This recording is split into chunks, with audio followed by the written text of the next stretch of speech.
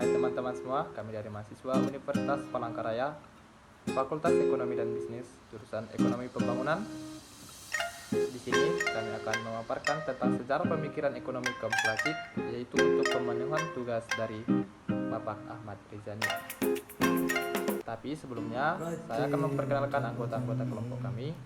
Dengan saya sendiri, Dimas Kopridon Sitanggang dengan NIM 1930 2030 1077, Stefani 1930 3030 1098, Tabita Ria Pandumau 1930 3030 1125, Rahmi Wulandari 1930 3030 1104, dan Kevin Alexander Aritonang dengan NIM 1930 2030 1059. Di sini akan saya paparkan tentang pemikiran ekonomi kaum klasik. Politik ekonomi kaum klasik merupakan politik ekonomi laissez-faire. Politik ini menunjukkan diri dalam tindakan-tindakan yang dilakukan oleh mazhab klasik, dan dengan keseimbangan yang bersifat otomatis, di mana masyarakat senantiasa secara otomatis akan mencapai keseimbangan pada tingkat full employment. Ruang lingkup pemikiran ekonomi klasik meliputi kemerdekaan alamiah, pemikiran pesimistik, dan individu serta negara. Landasan kepentingan pribadi dan kemerdekaan alamiah mengkritik pemikiran ekonomi sebelumnya, dan kebebasan individulah yang menjadi. Saya Stefani dengan NIM 1930 3030 1098. Di sini saya akan melanjutkan tentang pemikiran ekonomi kaum klasik Adam Smith tahun 1723 sampai 1790. Adam Smith adalah seorang pemikir besar dan ilmuwan kelahiran Kirkcaldy di Skotlandia tahun 1723. Guru besar dalam ilmu falsafah di Universitas Edinburgh, perhatiannya bidang logika dan etika, yang kemudian semakin diarahkan kepada masalah-masalah ekonomi. Ia sering bertukar pikiran dengan Quesnay dan Turgot dan Voltaire. Teori nilai yang digunakan Adam Smith adalah teori biaya produksi. Walaupun semula menggunakan teori nilai tenaga kerja barang, mempunyai nilai guna dan nilai tukar. Ongkos produksi menentukan harga relatif barang, sehingga tercipta dua macam harga, yakni harga alamiah dan harga pasar, dalam jangka panjang. Harga pasar akan cenderung menyamai harga alamiah, dan dengan teori tersebut timbul konsep paradoks tentang nilai. Sumber kekayaan bangsa adalah lahan, tenaga kerja, keterampilan, dan modal. Perkenalkan, nama saya Tabita Ria Pandumau, NIM 1930 3030 1125. Di sini saya akan melanjutkan yaitu John Baptist Say pada tahun 1767 sampai 1835. Jean Baptiste Say ini adalah seorang pakar ekonomi kelahiran Prancis yang berasal dari keluarga saudagar dan menjadi pendukung pemikiran Adam Smith. Say memperbaiki sistem Adam Smith dengan cara yang lebih sistematis serta logis. Karya Say yaitu teori des débauches atau teori tentang pasar dan pemasaran, dan dikenal sebagai hukum Say atau Say's law, yaitu supply creates its own demand. Tiap penawaran akan menciptakan permintaannya sendiri.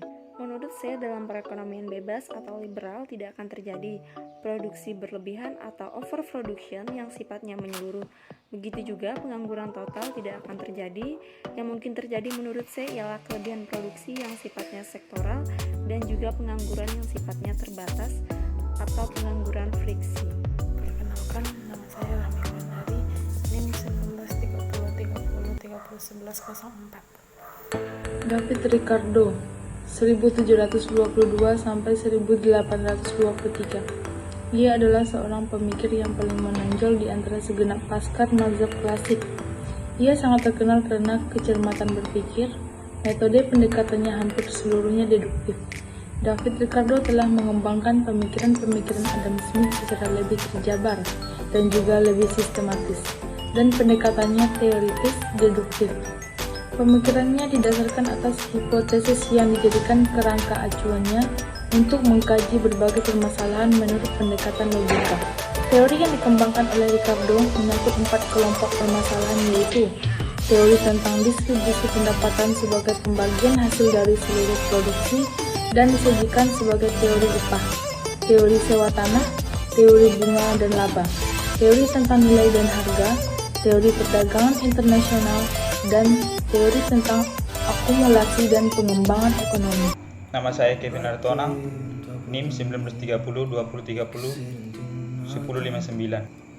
Thomas Robert Malthus, tahun 1766 sampai 1834. Ia dilahirkan tahun 1766 di Inggris, 10 tahun sebelum Adam Smith menerbitkan The Will of Nations dan meninggal tahun 1834. Malthus adalah seorang ilmuwan di bidang teologi yang kemudian memusatkan perhatiannya kepada masalah-masalah ekonomi dan perkembangan masyarakat.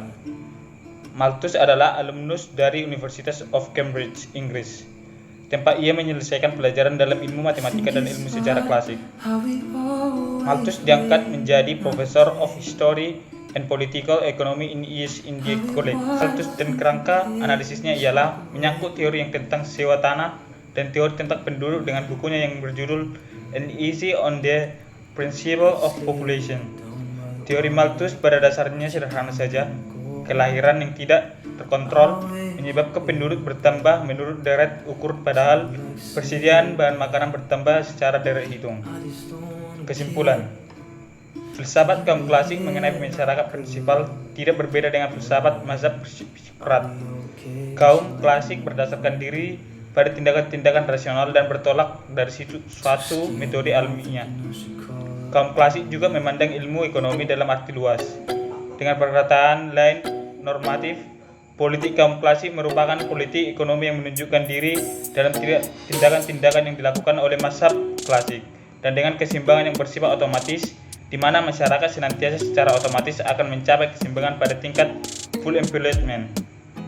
Demikianlah presentasi dari kelompok kami. Semoga bermanfaat, semoga menambah wawasan teman-teman semua.